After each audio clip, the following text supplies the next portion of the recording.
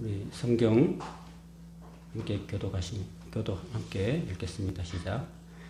모든 성경은 하나님의 감동으로 된 것으로 교훈과 책망과 바르게 함과 의로 교육하기에 유익하며 하나님의 사람으로 온전케 하며 모든 성한 일을 행할 능력을 갖추게 하는 영원불변한 하나님의 진리의 말씀인 줄 믿습니다. 아멘. 오늘 우리에게 주신 하나님 말씀 함께 봉독합니다. 마태복음 26장 14절에서 30절입니다. 시작. 그때에 12 중에 하나인 가룟 유다라 하는 자가 대제사장들에게 가서 말하되 내가 예수를 너희에게 넘겨주리니 얼마나 주려느냐 하니 그들이 은 30을 달아 주거늘 그가 그때부터 예수를 넘겨줄 기회를 찾더라. 무교절의 첫날에 제자들이 예수께 나와서 이르되 유월절 음식 잡수실 것을 우리가 어디서 준비하기를 원하시나이까? 이르시되 성한 아무에게 가서 이르되 선생님 말씀이 내 때가 가까이 왔으니 내 제자들과 함께 유월절을 내 집에서 지키겠다 하시더라 하라 하시니 제자들이 예수께서 시키신 대로 하여 유월절을 준비하였더라. 저물 때에 예수께서 12 제자와 함께 앉으셨더니 그들이 먹을 때에 이르시되 내가 진실로 너희에게 이르노니 너희 중에 한 사람이 나를 팔리라 하시니 그들이 몹시 근심하여 각각 여짜오되 주여 나는 아니지요? 대답하여 이르시되 나와 함께 그릇에 손을 넣는 그가 나를 팔리라. 인자는 자기에 대하여 기록된 대로 가거니와 인자를 파는 그 사람에게는 화가 있으리로다. 그 사람은 차라리 태어나지 아니하였더라면 제게 좋을 뻔하였느니라. 예수를 파는 유다가 대답하여 이르되 라삐여 나는 아니지요. 대답하시되 네가 말하였도다 하시니라. 그들이 먹을 때에 예수께서 떡을 가지사 축복하시고 떼어 제자들에게 주시며 이르시되 받아서 먹으라. 이것은 내 몸이니라 하시고 또 잔을 가지사 감사 기도하시고 그들에게 주시며 이르시되 너희가 다 이것을 마시라. 이것은 죄사함을 얻게 하려고 많은 사람을 위하여 흘리는 바 나의 피 곧 언약의 피니라. 그러나 너희에게 이르노니 내가 포도나무에서 난 것을 이제부터 내 아버지의 나라에서 새 것으로 너희와 함께 마시는 날까지 마시지 아니하리라 하시니라. 이에 그들이 찬미하고 감람산으로 나아가니라. 아멘. 이 말씀 가운데 하나님의 성령의 감동이 함께 하시기를 바랍니다. 제목 같이 읽어보겠습니다. 시작. 가룟 유다가 되지 말자. 이 제목으로 하나님 말씀 전하도록 하겠습니다. 먼저 14절에서 16절까지 같이 읽도록 하겠습니다. 그때 12 중에 하나인 가룟 유다라 하는 자가 대제사장들에게 가서 말하되 내가 예수를 너희에게 넘겨주리니 얼마나 주려느냐 하니 그들이 은 30을 달아주거늘 그가 그때부터 예수를 넘겨줄 기회를 찾더라. 스가랴서 11장 12절에 보면은 예수님이 은 30에 팔릴 것이라는 예고를 예수님 오시기 400년 전에 예고하고 있습니다. 내가 그들에게 이르되 너희가 좋게 여기거든 내 품삯을 내게 주고 그렇지 아니하거든 그만두라. 그들이 곧 은 30개를 달아서 내 품삯을 삼은지라. 이것은 예수님이 은 30에 팔릴 것을 예언하신 말씀입니다. 은 30은 당시에 보통 노예 한 사람의 몸값에 해당합니다. 지금으로 따지면 얼마나 좀 되는지 정확하게 모르겠습니다만 큰 돈은 아닙니다. 이 본문은 이 예언에 따라서 유다가 은 30을 받고 예수님을 직접 파는 그 장면이 나오고 있습니다. 여러분, 왜 많은 제자들 중에서 하필이면 유다가 자기 스승을 배반하고 팔아넘기는 이런 무모한 결정을 했을까요? 그 이유에 대해서 마태는 빼고 있는데 누가는 누가복음 22장 3절에서 이렇게 이야기하고 있습니다. 같이 읽겠습니다. 12 중에 하나인 가로신이라 부르는 유다에게 사탄이 들어가니 이에 유다가 대제사장들과 성전 경비대장들에게 가서 예수를 넘겨줄 방도를 의논하며 그들이 기뻐하여 돈을 주기로 언약하는지라. 그렇다면은 유다에게 사탄이 들어갔다고 했는데 왜 사탄이 다른 제자들도 많은데 유독 가룟 유다에게 들어갔을까 하는 겁니다. 요거를 우리가 좀 더 생각해 보려면은 본문 앞에 나오는, 그러니까 제가 지난주에 여러분들에게 말씀드렸던 본문, 베다니의 마리아가 예수님께 값비싼 향유를 부은 사건이 나오잖아요. 그때 제자들이 다 그랬지만 특히 돈꾀를 맡은 유다가 굉장히 분개를 했다는 겁니다. 그러면서 이렇게 말했어요. 무슨 의도로 이것을 허비하느냐, 이렇게 이야기를 하고 있는 것입니다. 이것을 비싼 값에 팔아가지고 가난한 자들에게 줄 수 있었겠도다, 이렇게 말합니다. 이렇게 말한 부분에 대해서 같은 제자였던, 나이가 제일 어렸던 요한은 나중에 AD 90년경에 다 돼서 훗날에 유다가 했던 이 말에 대해서 이렇게 이야기하고 있습니다. 요한복음 12장 6절 같이 읽겠습니다. 이렇게 말하면 가난한 자들을 생각함이 아니요 그는 도둑이라 돈꾀를 맞고 거기 넣는 것을 훔쳐 가미르라. 제가 말씀드렸죠. 요한은 눈이 매섭다고 그러죠. 요한은요 그걸 다 매서운 눈으로 다 살펴봤던 겁니다. 유다가 돈 욕심이 있고 또 돈을 훔쳐가는 것을 다 봤다는 거죠. 종합해 보면은 가룟 유다에게 사탄이 들어갔던 것은 그 유다가 그 베다니의 마리아가 예수님께 그 300데나리오 되는 그 고가의 향유를 부은 것에 대해서 굉장히 분개했다는 것입니다. 그 분개한 이유가 뭐냐면은 그것을 팔아가지고 가난한 자들에게 줘라. 그리고 그걸 팔아가지고 나한테 헌금해라는 거죠. 헌금하면은 돈꾀를 맡고 있었기 때문에 그거를 자기가 빼돌리겠다. 이런 속셈을 가지고 있었기 때문이라는 겁니다. 두 가지겠죠. 첫째는 마음에 붕괴했다는 거고 두 번째는 돈을 훔치려는 욕심이 있었다는 겁니다. 자, 이 두 마음이 다 정상적인 마음일까요? 안 좋은 마음일까요? 안 좋은 마음이에요. 그런 마음을 품고 있는 유다에게 사탄이 들어갔다는 겁니다. 그래서 사탄이 유다에게 들어가니까 유다가 유다의 자신의 결정을 하는 것이 아니라 유다 속에 있는 사탄에게 유다가 조종당하고 사탄이 이끄는 대로 행동하게 되었다는 겁니다. 그래서 유다가 서슴없이 스승 예수를 은 30을 받고 팔아넘겼다라는 것을 이야기하고 있는 거예요. 비슷한 케이스가 구약에도 나오는데 사울왕이 그 대표적인 인물입니다.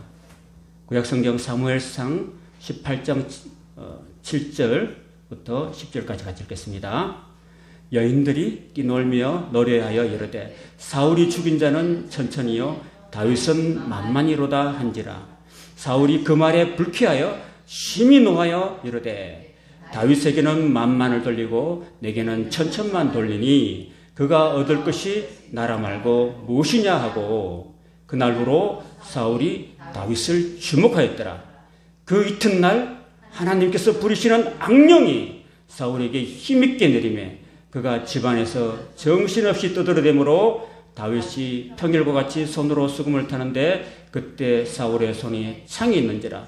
그가 스스로 이르기를 내가 다윗을 벽에 박으리라 하고 사울이 그 창을 던졌으나 다윗이 그의 앞에서 2번 피하였더라. 여호와께서 사울을 떠나 다윗과 함께 계심으로 사울이 그를 두려워한지라. 여러분, 사울 왕은 여인들로부터 다윗과 자신을 비교하는 말을 듣고 굉장히 좀 불쾌했습니다. 우리나라 국민들 중에서 남녀노소 이렇게 다 해가지고 설문조사를 했는데 제일 듣기 싫은 말이 뭐냐? 1위가 이게 남과 나를 비교했다는 말입니다. 여러분 아시죠? 옆집 누구는 이번에 뭐 1등 했다던데 또 뭐 했다던데 너는 도대체 뭐하냐? 이런 얘기를 가장 싫어하는 그 말이라고 합니다. 저와 여러분들도 나 자신에 대해서 누군가와 비교하는 말을 들으면은 여러분 기분이 좋아요, 안 좋아요?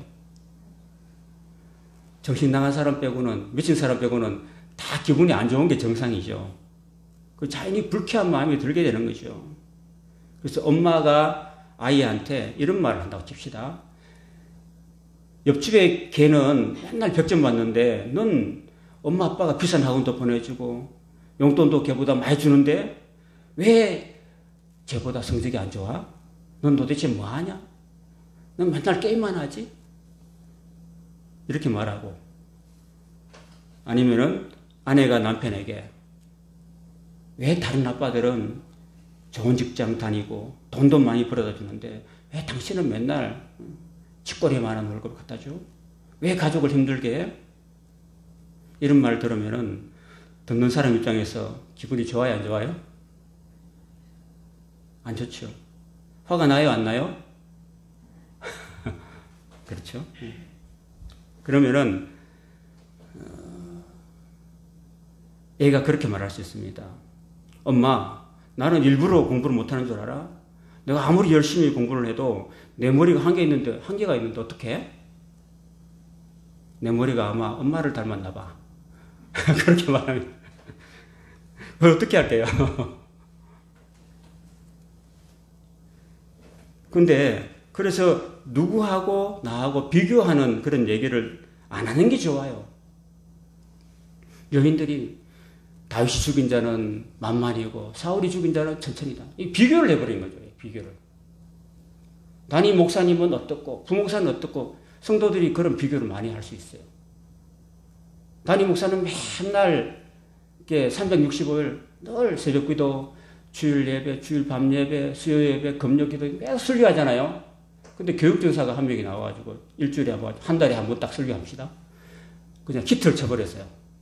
그러니까 평소에 담임 목사님 말씀 은혜를 못 받고 있다가 교육전사가 하는 설교를 탁 듣고 은혜를 받으면은 와, 우리 교육전사 대단하다고 이렇게 하면은 그럼 설사 그렇다 치더라도 그걸 목사님이 듣도록 대놓고 하면 돼요, 안 돼요? 해야 되죠. 그렇지? 그래서 사울이 그 말 듣고 불쾌했어요. 불쾌하고, 그리고 또 굉장히 또 막 대노했어요, 대노. 어디 감히 여인들이 나를 그렇게 막 씹느냐고 막 이렇게 했다는 거죠. 그러고서 더 큰 문제는요, 그런 불쾌감이나 분노의 마음을 안고 잠을 자는 거예요. 여러분들은 혹시 안 좋은 마음 품고 미움의 마음을 품고 불쾌한 마음 품고 누구에 대한 어떤 분노의 마음을 품고 그걸 안 풀고 잔 적이 있어요? 그러면은 그 다음 날이 되면은 마귀가 틈탈 수 있다는 겁니다. 그게 문제인 거죠. 그 대표적인 예가 바로 사울이 아니겠습니까? 백성에게 사랑받고 신임받는 자기 부하 다윗이 막 치고 올라오는 거예요. 그러니까 그를 주목하게 되고 그럴수록 그에 대한 시기심이나 미움이 점점 커지게 되고 그 미움과 분노를 탁 떨쳐버려야 되는데 그래서 내가 왕이야. 물론 걔는 잘할 수 있지만은 그래도 내가 왕이고 내가 더 높은 자리에 있어. 신경 안 써. 그럼 필요 없는 얘기하고 탁 떨쳐버리면 좋을 텐데 사울이 그 미움과 질투를 떨터보지 못하고 잠을 잤어요. 그러니까 그 이튿날에 하나님 부르신 악령이 사울에게 힘있게 내렸다는 겁니다. 그래서 사울이 악령에게 붙잡혀가지고 사람을 죽이려고, 다윗을 죽이려고 몇 번씩 시도했다는 겁니다. 여러분, 그건 사울이 죽이려고 했던 게 아니라 사울 속에 있는 그 악한 악령이 그 사울로 하여금 다윗을 죽이도록 속에서 부추기고 미움을 불태웠던 겁니다, 여러분. 그걸 사탄이 들어와 버리면 힘들어요. 들어오기 전에 어떻게 해야 돼요? 막아야 되는 거죠. 에베소서 4장 26절과 27절 읽겠습니다. 시작. 분을 내어도 죄를 짓지 말며 해가 지도록 분을 품지 말고 마귀에게 틈을 주지 말라. 내 마음에 안 좋은 부정적인 감정을 갖고 그걸 빨리 털어내지 못하고 그걸 계속 갖고 있으면요, 그 틈을 타가지고 마귀가 들어오는 거예요. 그 사람한테. 그 사람한테 마귀가 들어가 버리면 그 사람은 마귀의 조종을 받게 되고, 마귀가 여러분 근본적으로 악하잖아요. 그죠? 도적이 오는 것은 도적질하고 죽이고 멸망시키는 것밖에 없다고 그랬어요. 그러니까 그 사람을 도둑질하고 그 사람을 죽이고 그 사람을 결코 멸망으로 이끌어가는 그런 일을 한다는 거죠. 그렇기 때문에 분노가 일어날 때 우리는 죄를 짓지 말아야 돼요. 분노가 일어날 수는 있어요. 그렇지만은 죄를 짓지 말아야 되는 거예요. 그리고 그 분노를 해가 지도록 계속 갖고 가면 안 돼요. 해가 지기 전에 분노를 풀어야 돼요. 떨쳐버려야 되는 거예요. 그래야지 내 마음에 마귀가 들어오지 못하도록 차단하는 거죠. 코로나가 눈과 입과 코를 통해서 들어오잖아요. 악한 마귀도 우리의 생각을 통해서, 부정적인 감정을 통해서 들어오는 거예요. 코로나가 우리 속에 들어와 버리면, 내가 코로나에 확진되고 감염돼 버리면 얼마나 고통스럽겠습니까? 그러다가 심하면 생명까지도 잃잖아요. 그처럼 악한 마귀가 내 속에 들어와 버리면 안 나가요, 이게. 그러면서 나를 심적으로 완전히 주저시키고 무너뜨리고 와해시키고 결국은 죽음으로 몰고 가는 거예요. 무서운 겁니다.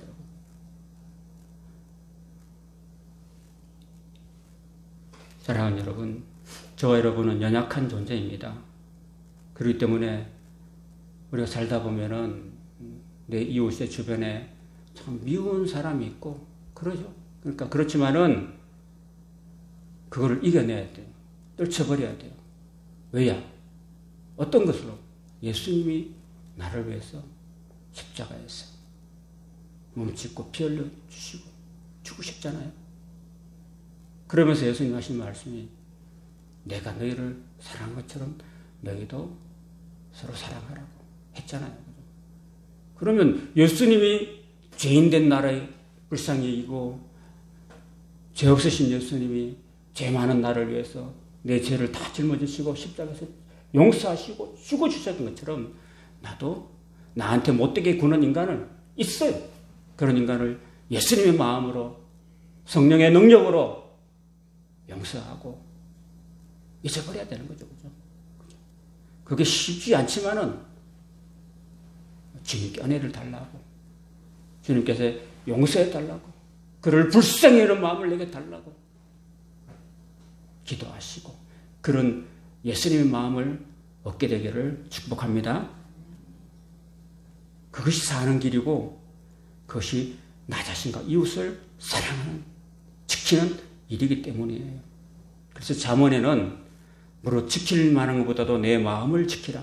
생명의 근원이 이에서 남이라고 말씀하십니다. 자, 마지막 만찬 사건이 이어집니다. 마태복음 26장 17절 읽겠습니다. 무교절의 첫날에 제자들이 예수께 나와서 이르되 유월절 음식 잡수실 것을 우리가 어디서 준비하기를 원하시나이까? 무교절이라는 것은 여러분, 무교절이라는 것은 출애굽할 때에 너무 급하게 나왔어요.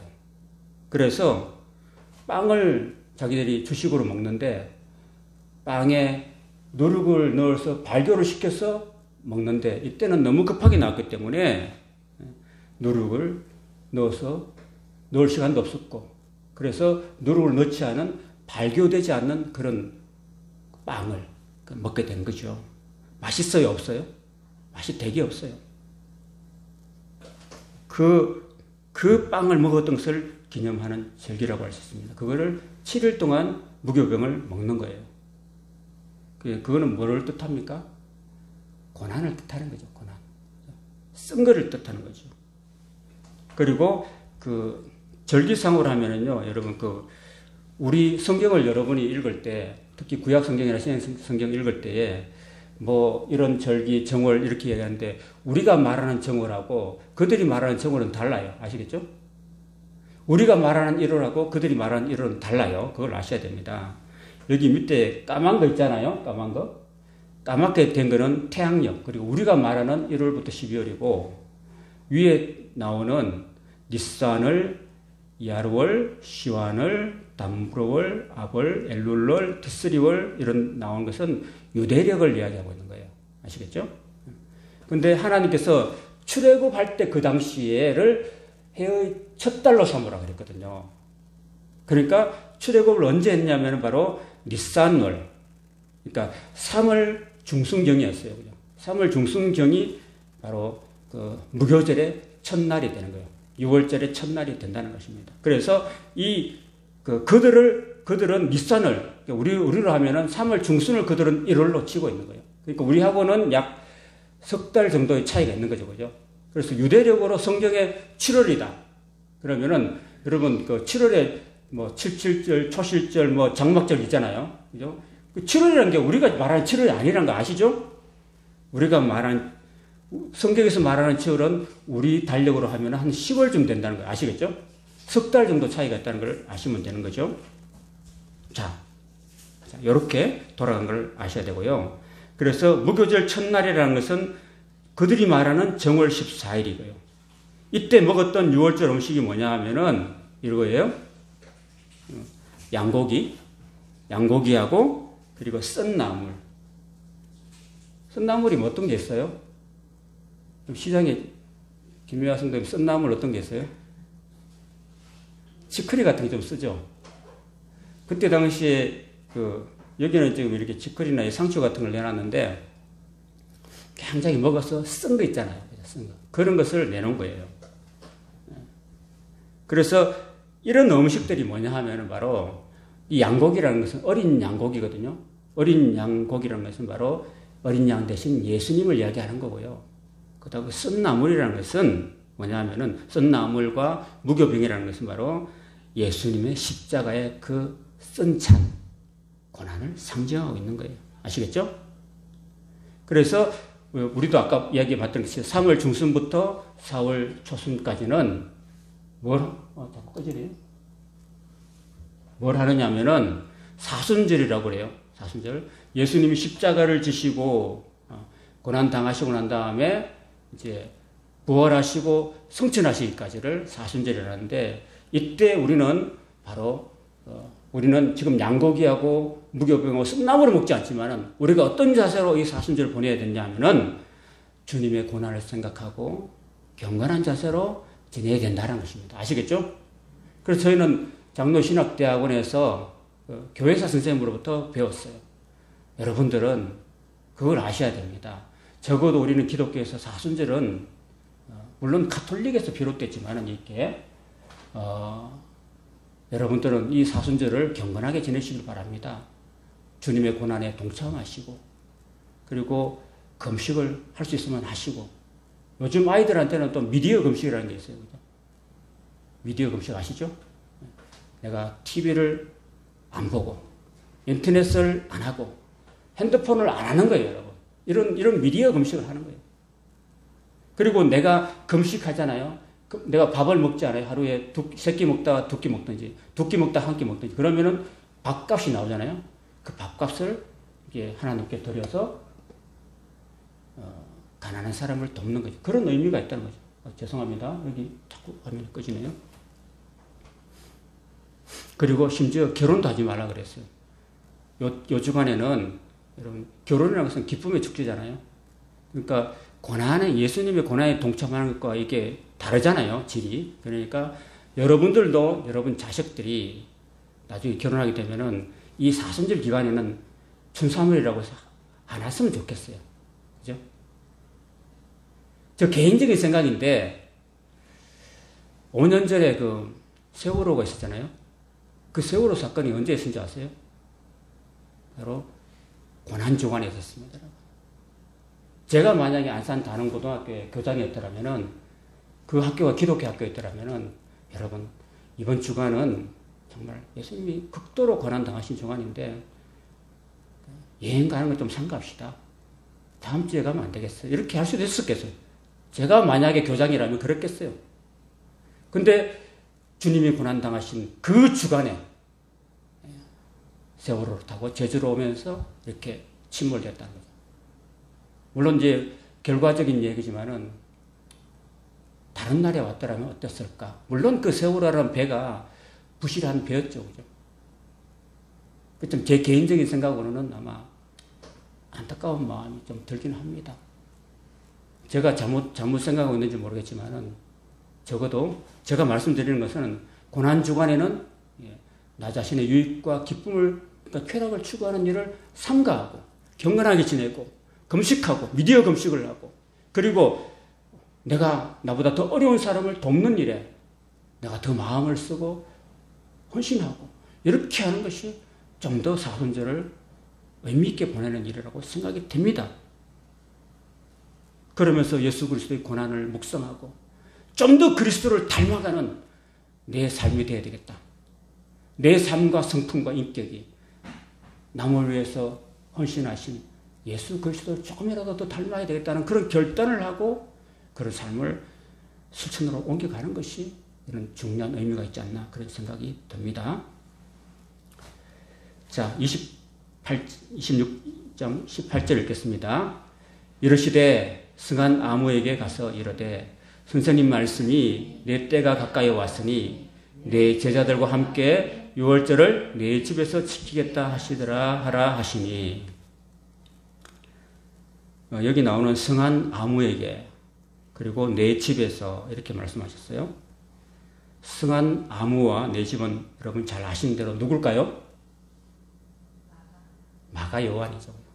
마가 요한과 그의 집을 말하고 있습니다. 이 집에서 예수님의 최후의 만찬이 있었고, 나중에 예수님이 성천하신 이후에 120문도가 바로 이 마가 요한의 집에서 기도하고 성령을 받았습니다. 그런 의미가 있는 거죠. 그리고 여러분, 마가 요한의 그 가계도를 보면은요, 마가 요한의 삼촌이 누군 줄 아세요? 작은 아버지라고 할 수 있고 또 삼촌이라고 할 수 있는 분이 바로 유명한 바나바 사도입니다. 사도행전 11장 24절에 바나바에 대해서 이야기하고 있습니다. 같이 읽겠습니다. 바나바는 착한 사람이요 성령과 믿음이 충만한 사람이라. 이에 큰 무리가 주께 더해지더라. 이 바나바가 착하고 온유한 성품을 가진 것은 추측기로는 아마도 이 바나바가 이때 그 집에, 그러니까 누이 동생 마가 요한의 그 집에, 어머니의 집에 이제 예수님이 찾아와서 이제 최후의 만찬을 했잖아요. 그때 아마 여기 본문에 나오지 않지만은 만났을 게 분명한 것 같아요. 왜냐하면 너무나 귀중한 그 자리였으니까요. 그러니까 누이였던 마가 요한의 어머니가 그 오라버니 바나바한테 오라고 했을 것 같아요. 와가지고 그 마지막 최후의 만찬을 지켜봤을 거라고 생각돼요. 그러면서 그 마지막 만찬을 지켜보면서 깊은 감동에 빠졌지 않았을까. 그 예수님의 그 따뜻하고 온유한 성품을 깊이 체험하지 않았을까. 그런 생각을 제 나름대로 한번 해봅니다. 그래서 그분의 아름답고 온유한 성품을 이제 담지 않았나 이렇게 생각이 됩니다. 그렇다면 그의 누이였던 마가 요한의 어머니도 얼마나 착하고 온유했겠습니까? 그죠? 좀 그런 생각을 해요. 성경에는 없어요. 그런 내용이. 그렇지만 그런 성품을 가졌다고 추측이 돼요. 그러니까 다른 사람을 잘 섬기는 삶을 살았지 않았을까? 그렇게 생각이 됩니다. 그 증거가 뭐냐면은 예수님의 최후의 만찬 장소를 제공해 줬잖아요. 그죠? 여러분, 마가 요한의 집은 예루살렘 성내에 있어요. 성 안에 그 다윗의 무덤, 그리고 예루살렘 성 바로 옆에 있어요. 그러니까 그 종로 5가에 있는 거예요. 대도시 중심부에 있었고 120명이 들어갈 정도로 큰 집이었어요, 여러분. 그러면 그 마가 요한의 집이 여유가 있었어요, 없었어요? 여유가 있었던 거예요. 그런데 여유가 있다고 해서 다 빌려줍니까? 이런 공간적인 여유보다 더 중요한 건 뭐예요? 마음적인 여유가 중요한 거예요. 그죠? 그러니까 마가 요한의 어머니가 바나바처럼 이렇게 마음이 넓고 온유하고 남을 잘 섬기고 그런 마음이 있었기 때문에 빌려준 거예요, 여러분. 우리 교회 그 2015년도에 창립 예배 드릴 때 여기 몇 명 온줄 아시나요? 이 자리에? 의자도 없었는데. 사모님 몇 명쯤 왔었어요, 그때? 한 60명쯤 왔었어요. 여기 타닥타닥 붙어. 제주도의 장로 찬양들이 그냥 여기 한 20명 쭉 앉아있고, 저쪽에 있고, 막 이쪽에 있고, 막 앞에 여기 조금 더 다닥다닥 앉아있고. 그래, 한 60명쯤 왔는 것 같아요. 저 뒷방에도, 저기도, 요아실에도. 근데 120명 왔다면, 우리보다 한 2배 이상은 넓겠죠. 그죠? 그것도 어디에서? 대도시 서울에서, 도시 중심 한가운데에서. 그러니까, 그래도 여러분 생각해 보세요.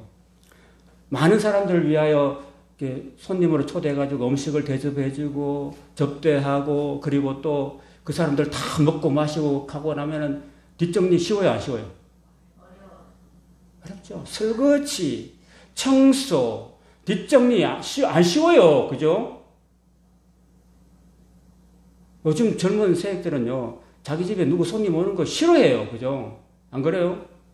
그것만 봐도 알 수 있잖아요. 근데 그 마가 요한의 어머니는 그런 거 개의치 않고 주님의 일이라면은, 하나님의 일이라면은 개의치 않고 120명이 오든 20명이 오든 30명이 오든 개의치 않고 마땅히 오십시오 하고 다 접대하고 음식 대접하고. 이거 누가 했겠어요? 최후의 만찬 준비 누가 했겠어요? 마가 요한의 어머니가 가만히 있었겠어요? 장소만 제공했겠어요? 그 들어가는 물질들, 양고기, 누룩 없는 빵, 저자들 바빠서 나 못해요. 그럼 누가 했겠어요? 마가 요한의 어머니가 했지 않겠습니까? 분명히. 이걸 마가 요한의 어머니 기쁨으로 감당했다는 겁니다. 이런 마가 요한의 어머니의 이름은 나오지 않지만은 예수님이 그녀의 성품을 잘 아시기 때문에 제자들이 어디에서 최후의 만찬, 유월절 음식을 준비하는 게 좋겠습니까? 라고 했을 때 예수님은 평소에 딱 생각해 놨는데 바로 마가 요한의 어머니 집에 가지고 그 집을 최후의 만찬 장소로 부탁하셨다고 봅니다. 주님께서 부활하시고 승천하신 다음에도 이 가정에 복을 주셨어요. 마가 요한의 오라버니 바나바는 어디에서 사역을 했는지 아세요? 자, 북쪽에 안디옥이라는 곳이 있어요. 수리아 안디옥에서 거기서 사역을 했었어요. 근데 그 안디옥 교회에 하나님이 큰 부흥을 주셨습니다. 왜 부흥을 주셨어요? 바나바는 착한 사람이고 성령과 믿음이 충만했기 때문에 큰 무리가 죽게 더해졌다고 이야기했습니다. 저는 안 착하고 성령과 믿음이 부족해가지고 항상 개척교회 작은 교회라서 하겠는데 이 바나바는 그랬던 것 같아요. 훌륭했던 것 같습니다. 아이고, 화면이 가버렸네. 화면 보지 마시고 설명 듣기 바랍니다. 그리고 그 집 아들 마가도 훌륭한 하나님 나라 일꾼으로 주님이 세워주셨어요. 그리고 위대한 사도들을 도와서 협력 사역을 했었어요. 처음에는 바울과 바나바를 따라가면서 1차 전도 때 협력했고, 물론 돌아오긴 했지만, 그리고 나중에는 바나바와 함께 2차 전도 여행을 갔고요. 그 다음 나중에는 베드로 사도의 통역관이 됐어요. 베드로가 이게 말이 잘 안 되잖아요. 그러니까 베드로가 저쪽에 본도까지 올라가서 전할 때 이 마가가 언어 능력이 돼가지고 항상 베드로를 따라다니면서 그를 통역해주고 그의 베드로의 모든 말씀들을 어록들을 딱 정해가지고 지은 게 뭐예요? 마가복음이었습니다. 베드로가 조금 가방끈이 짧았죠. 그래서 사복음서에서 베드로가 했던 그 마가복음이 제일 짧아요. 16장밖에 없어요. 그걸 이해하시면 되겠어요? 나중에 천국 가면 베드로한테 사탄한테 또 혼나겠다 이런 말 했다가. 자, 우리나라에서는 마가라는 이름이 유명하지 않잖아요. 그죠? 잘 모르죠? 그렇지만은 서양에서는 굉장히 유명합니다. 그래서 많은 이름이 마가라는 이름으로 지어지고 있습니다. 마르코, 마르코스, 그리고 막스 이런 것들이 다 이렇게 마가예요. 마가. 그러니까 그 정도로 마가는 저 서양인들한테 굉장히 훌륭한 인물로 이렇게 마음에 새겨져 있습니다. 사랑하는 성도 여러분, 오늘 저와 여러분들도 이 바나바처럼 마가 요한의 어머니처럼 주님을 본받아서 착하고 온유한 성품을 가지고 나만 위해서 사는 것이 아니라 다른 사람을 섬기고 살면은 하나님께서 우리 자신과 자녀와 그리고 교회에 크신 은혜를 더해 주실 줄로 믿습니다. 19장 19절부터 읽겠습니다. 제자들이 예수께서 시키신 대로 하여 유월절을 준비하였더라. 저물 때에 예수께서 12 제자와 함께 앉으셨더니 그들이 먹을 때에 이르시되 내가 진실로 너희에게 이르노니 너희 중에 한 사람이 나를 팔리라 하시니. 그럼 가룟 유다는 스승을 파는 일에 동료 제자들을 쏘겠지만은 예수님까지는 못 쏘겠어요. 왜냐하면 예수님은 모든 것을 다 아시기 때문이죠. 근데 최후의 만찬 자리에서 굳이 예수님이 이런 말씀을 하셔가지고 분위기를 깨야 했을까요? 그거는 마지막 순간까지 지금 이제 인생의 종착역에 와 있는 가룟 유다한테 마지막 최후의 회개의 기회를 주시고자 하셨던 주님의 마지막 배려입니다. 그렇다면 예수님이 너희 중에 한 사람이 나를 팔리라고 뭉뚱그려 얘기했어요. 누구 한 사람 지적하지 않았잖아요. 그러면 배려죠, 배려. 유다한테. 하나님 그 배려죠, 그죠? 이 말씀하셨을 때 적어도 가룟 유다는, 나는 제자를 다 쏘겠는데 예수님이 나를 아시는구나. 내가 이런 잘못을 하고 있는 걸 아시는구나. 하고 회개할 준비를 해야 되잖아요, 그죠? 그때라도. 그게 마지막 순간인데. 거꾸로 져서 제가 그랬어요. 제가 몹쓸 죄인입니다. 라고 했어야 되는데 안타깝게도 마지막 기회를 놓치고 말았습니다. 사랑하는 여러분, 예수님은요, 우리가 잘못하고 있는 걸 다 아십니다.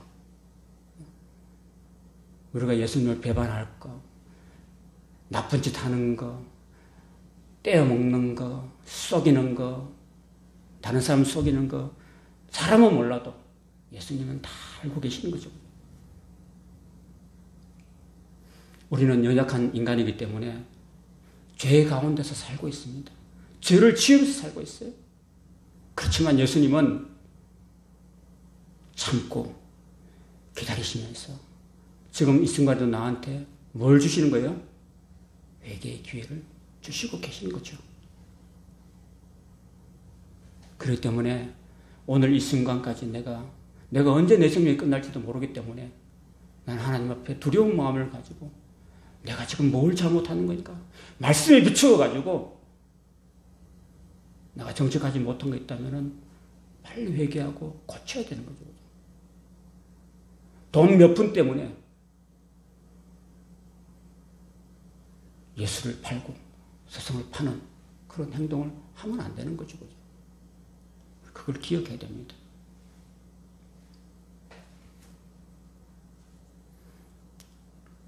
22절, 23절, 24절 읽겠습니다. 그들이 몹시 근심하여 각각 여짜오되 주여 나는 아니지요. 대답하여 이르시되 나와 함께 그릇에 손을 넣는 그가 나를 팔리라. 인자는 자기에 대하여 기록된 대로 가거니와 인자를 파는 그 사람에게는 화가 있으리로다. 그 사람은 차라리 태어나지 아니하였더라면 제게 좋을 뻔하였느니라. 여러분 참 안타까운 이야기죠, 그죠? 안타까운 이야기가 두 가지인데, 하나는 당시의 종교 지도자들이 했던 대제사장들과 서기관과 바리새인들이, 마태복음 23장에 보면은 왜 서기관과 바리새인들이요? 독사의 자식들아, 너희가 어떻게 지옥의 판결을 면하겠느냐? 이런 말씀을 들은 것과, 두 번째는 바로 예수님의 12제자 중에 부름받은 한 사람이 예수님한테 너는 차라리 태어나지 않았더라면 좋을 뻔했다, 이런 얘기를 들은 겁니다. 저와 여러분들이 예수를 믿고 교회를 다니잖아요. 목사라고 하면서, 집사, 권사라고 하면서 교회를 다니고 있어요. 근데 만약에 나중에 지옥에 간다면은 정말 안타까운 일이 아니겠습니까? 신앙생활 헛한 게 아니겠습니까? 대제사장들과 서기관과 바리새인뿐만 아니라 가룟 유다뿐 아니라 오늘 우리도 얼마든지 그런 위험이 있다는 거죠. 우리는 가룟 유다처럼 되지 않기를 바랍니다. 그래서 하나님을 바로 압시다. 대제사장과 서기관과 바리새인들이 예수님을 알지 못했어요. 제대로 알지 못했다는 거예요. 나중에 성경 기자는 이렇게 말합니다. 너희가 예수 그리스도가 영광의 구주이심을 알았더라면 십자가에 못 박지 아니했으리라고 이야기하고 있어요. 대제사장과 서기관과 바리새인들은 예수님 메시아임을 못 알아들었습니다. 깨닫지 못했어요. 그냥 갈릴리 지방에서 나온 그냥 세상을 혼돈하게 하는 그런 이단이라고 생각했었습니다. 여러분. 가룟 유다는 자기 스승을 진정한 메시아로 받아들이지 않았습니다. 예수님 12 택한 중에서 하나는 마귀라고 이야기했습니다. 그가 누구였습니까? 예수를 팔자 가룟 유다를 지칭하고 있는 거예요. 그래서 우리는 하나님을, 예수님을 똑바로 믿고, 그리고 바로 알고 신앙생활을 똑바로 해가지고 말씀대로 살아서 영원한 천국 백성이 되기를 주님의 이름으로 축원합니다. 오늘 여기까지 하겠습니다. 기도하겠습니다.